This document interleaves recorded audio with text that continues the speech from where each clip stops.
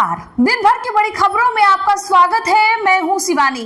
आज की खबरों में बात होगी एससी/एसटी के साथ हो गया खेल, सवर्णों से मिले जेपी नड्डा, बड़ा खेल की।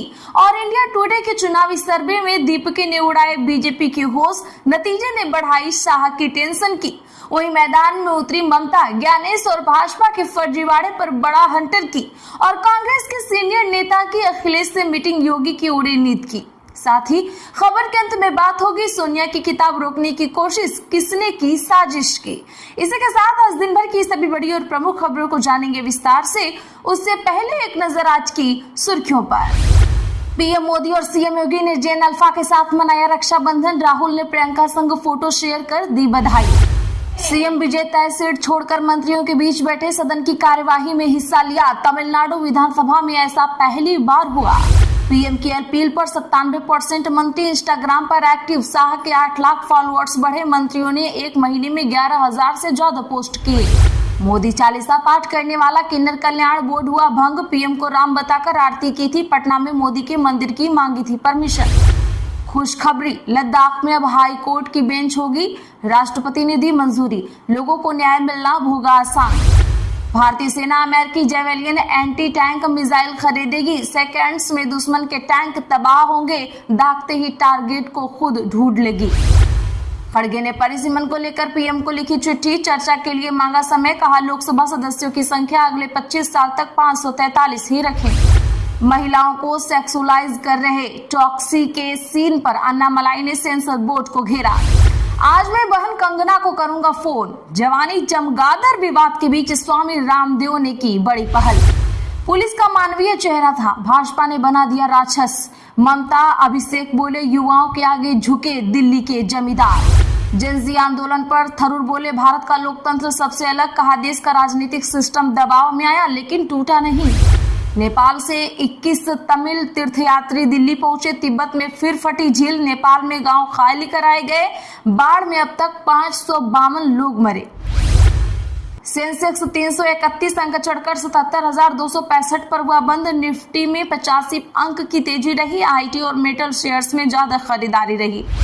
उन्हें पीटेंगे, मराठी न बोलने वाले कैब और ऑटो चालकों को राज ठाकरे के बेटे ने दी धमकी। कोलकाता में तृणमूल कांग्रेस दफ्तर पर बवाल। अभिषेक बनर्जी, डेरेक ओब्रायन समेत 4 पर एफआईआर, 13 गिरफ्तार। अभिजीत दीपके का आरक्षण हटाओ, टीम से नड्डा के मिलने पर सवाल। पीएम मोदी की राय भी पूछी।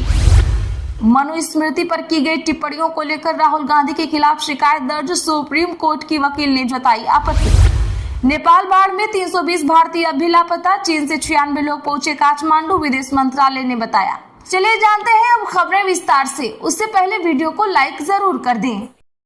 क्या देश में आरक्षण व्यवस्था की दिशा बदलने वाली है या फिर दलितों, आदिवासियों और पिछड़ों यानी एससी/एसटी, ओबीसी के साथ कोई बड़ा सियासी खेल होने जा रहा है?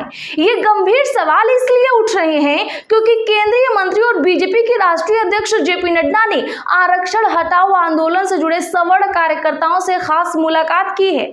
सवाल ये भी है कि क्या मोदी सरकार इस मुद्दे पर अपने ही एनडीए गठबंधन के साथियों से बगावत मोल लेने जा रही है? आगे इस पूरी खबर को तथ्यों के साथ विस्तार से समझते हैं कि क्या कुछ है ये पूरा मामला। दरअसल केंद्रीय मंत्री जेपी नड्डा ने आरक्षण हटाओ की मांग कर रहे कार्यकर्ताओं के एक प्रतिनिधिमंडल से मुलाकात की। इस प्रतिनिधिमंडल में हर्ष दुबे, रण बहादुर सिंह चौहान और मृत्युंजय पाठक जैसे नाम शामिल थे। इस मुलाकात की पृष्ठभूमि 21 अगस्त से जुड़ी है। इसी दिन दिल्ली के जंतर मंतर पर रिजर्वेशन हटाओ आंदोलन के बैनर तले एक बड़ा विरोध प्रदर्शन शुरू हुआ है। इस समूह की मांग है कि देश में सरकारी नौकरियों और सार्वजनिक शिक्षण संस्थानों से जाति आधारित आरक्षण को पूरी तरह खत्म कर दिया जाए। इनकी वकालत है कि आरक्षण का आधार सिर्फ और सिर्फ आर्थिक स्थिति, दिव्यांगता या पारिवारिक स्थिति होनी चाहिए, न कि व्यक्ति की जाति। जेपी नड्डा से मिलने से पहले इन कार्यकर्ताओं ने यूपी के डिप्टी सीएम ब्रजेश पाठक से भी मुलाकात की थी, जिन्होंने इनकी मांगे दिल्ली दरबार तक पहुंचाने का वादा किया था।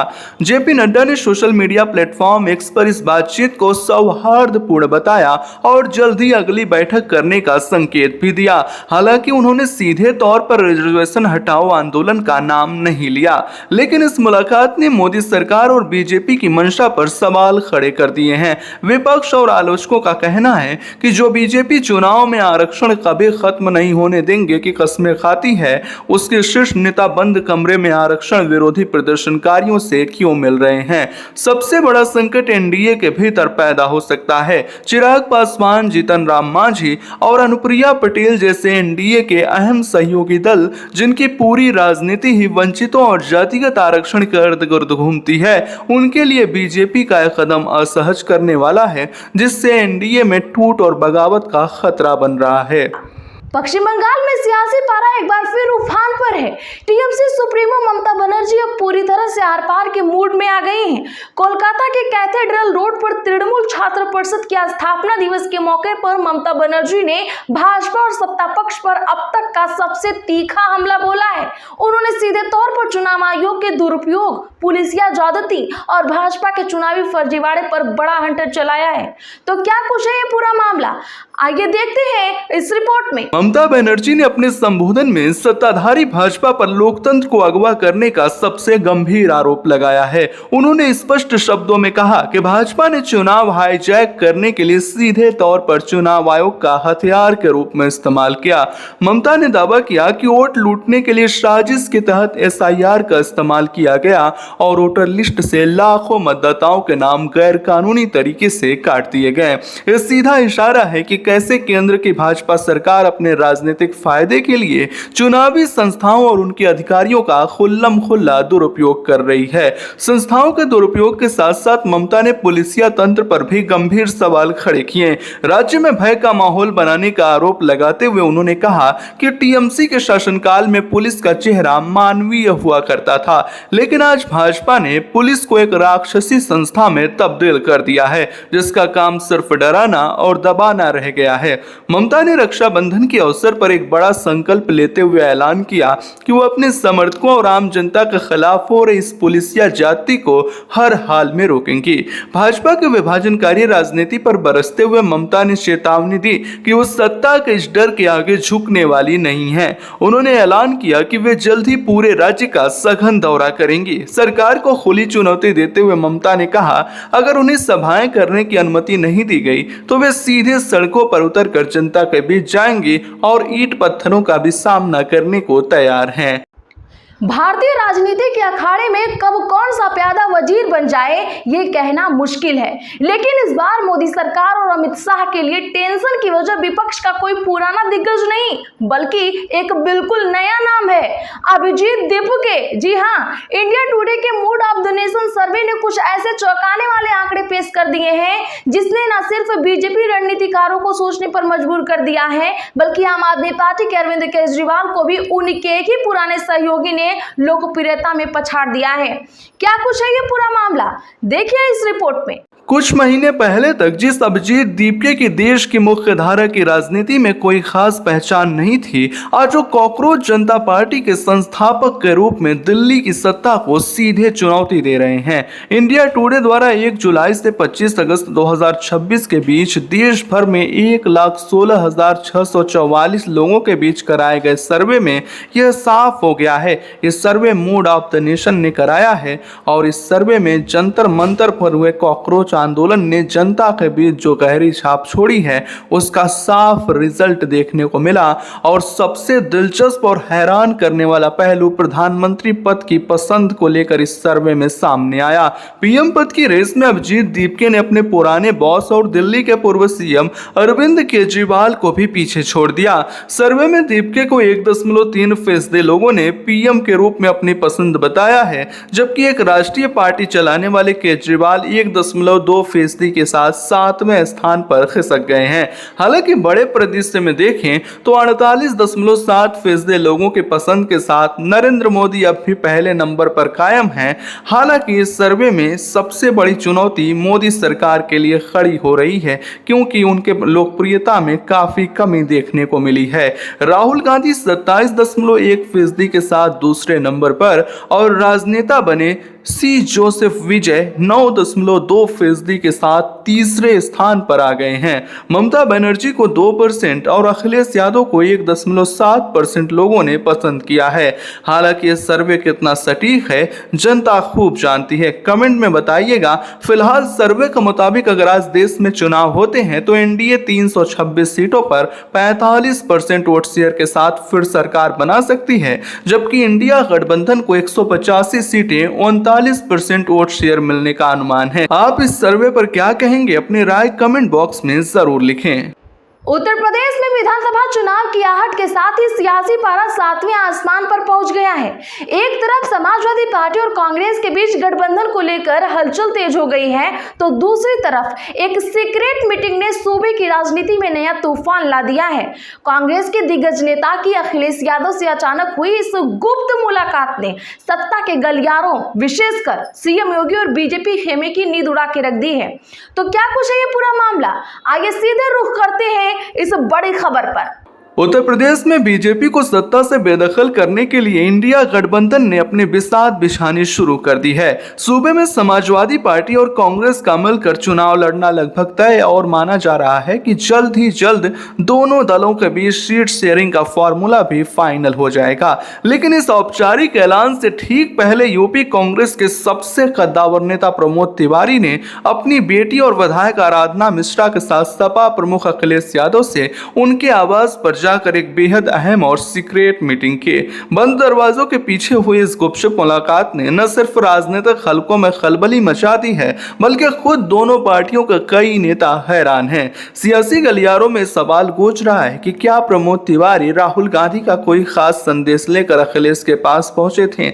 हालांकि सपा सूत्रों ने इसे महज एक शिष्टाचार भेंट बताया है, लेकिन चुनाव से ठीक पहले हुई इस मुलाकात के कई गहरे राजनीतिक मायने निकाले जा रहे हैं। इस मीटिंग ने सत्तारूढ़ बीजेपी की चिंताएं इसलिए भी बढ़ा दी हैं क्योंकि अखिलेश यादव लगातार बीजेपी सरकार की नाकामियों को लेकर आक्रामक हैं। अखिलेश ने दावा किया है कि जनता के बीच अपना जनाधार खो चुकी है और डरी हुई बीजेपी अब अपने सहयोगियों के सहारे नया पार लगाने की जुगत में है। सपा प्रमुख ने सूत्रों के हवाले से बताया कि बीजेपी चुनाव विशेषज्ञों के सलाह पर अपने सहयोगियों आरएलडी को 73, सुभाषपा को 39, निषाद पार्टी को 31 और अपना दल को 19 सीटें देने पर विचार कर रही है।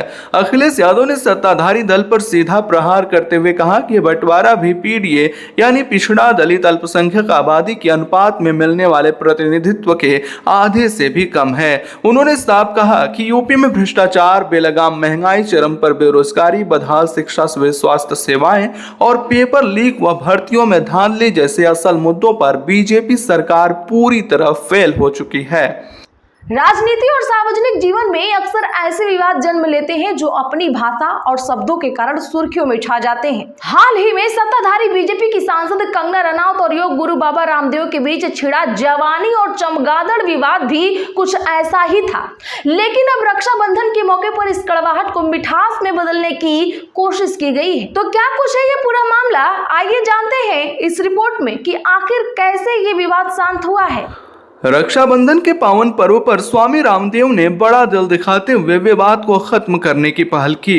बाबा रामदेव ने बॉलीवुड अभिनेत्री से नेत्री बनी और मौजूदा बीजेपी सांसद कंगना रनौत को अपनी बहन बताते हुए शगुन के तौर पर डाक के जरिए मिठाई और उपहार भेजे हैं। रामदेव ने अपने बयान में स्पष्ट किया कि देश में किसी भी प्रकार की नफरत नहीं होनी चाहिए। उन्होंने कहा, कुछ प्रवाह ऐसे होते हैं जब बहन ने कुछ कहा और हमने कुछ कहा, लेकिन सब गिला शिकवा भुलाकर हमें एक प्रीति के साथ आगे बढ़ना चाहिए। विवाद नहीं, संवाद होना चाहिए। रामदेव ने यह भी कहा कि वो आज कंगना को फोन करके शुभकामनाएं भी देंगे। बाबा रामदेव की सुलह के पहल का कंगना रनौत ने भी स्वागत किया है।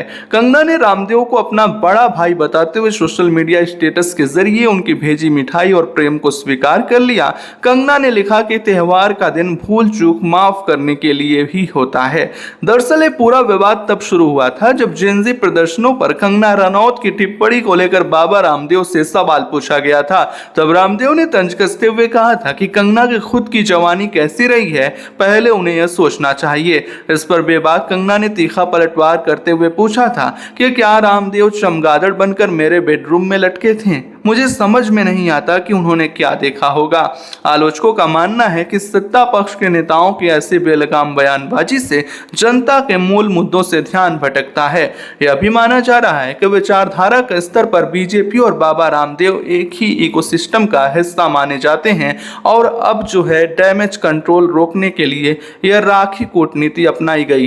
कांग्रेस की पूर्व अध्यक्ष सोनिया गांधी का नया संस्मरण जिसका नाम है बिलोंगिंग और जर्नी ऑफ लव। खबर है कि मशहूर पब्लिशिंग हाउस ने भारत में इस किताब को छापने से अपने कदम पीछे खींच लिए हैं। आरोप है कि पब्लिशर किताब के कुछ हिस्सों में काट छांट करना चाहता था, जिसे लेखिका ने सिरे से खारिज कर दिया। आखिर इस किताब को रोकने की कोशिश क्यों हो रही है? क्या पब्लिशिंग हाउस पर किसी तरह का राजनीतिक दबाव है? आइए देखते हैं इस रिपोर्ट में। दी इंडियन एक्सप्रेस की एक हालिया रिपोर्ट ने पब्लिशिंग और राजनीतिक गलियारों में हलचल मचा दी है। रिपोर्ट के मुताबिक penguin random house India PRHI ने सोनिया गांधी के इस किताब के ड्राफ्ट में कुछ एडिटोरियल बदलाव और कुछ हिस्सों को हटाने की मांग की थी, लेकिन लेखिका और उनके सहयोगियों ने इस मांग को ठुकरा दिया। नतीजा यह हुआ कि पेंगुइन अब भारत में इस किताब को पब्लिश नहीं कर रहा। हालांकि इस खबर के तुल पकड़ने के बाद आज पेंगुइन की तरफ से सफाई भी आई। पेंगुइन ने कहा कि यह कहना पूरी तरह सही नहीं है कि बदलावों से इनकार करने पर उन्होंने किताब से हाथ खींच लिए। उनका तर्क है कि ड्राफ्ट पर सुझाव देना पब्लिशिंग प्रक्रिया का एक सामान्य हिस्सा है और वो किताब छापने के इच्छुक थे। इसके आगे गोपनीयता का हवाला देते हुए पेंगुइन के CEO और प्रबंधन ने चुप्पी साध ली। अब यहाँ एक बड़ा सवाल उठ रहा है कि क्या देश के बड़े पब्लिशिंग हाउस मौजूदा सत्ता और सरकार को असहज करने वाले तथ्यों को छापने से डरने लगे हैं? क्या ये एक तरह की अघोषित सेंसरशिप है? पेंगुइन के साथ ऐसा विवाद कोई पहला मामला नहीं है।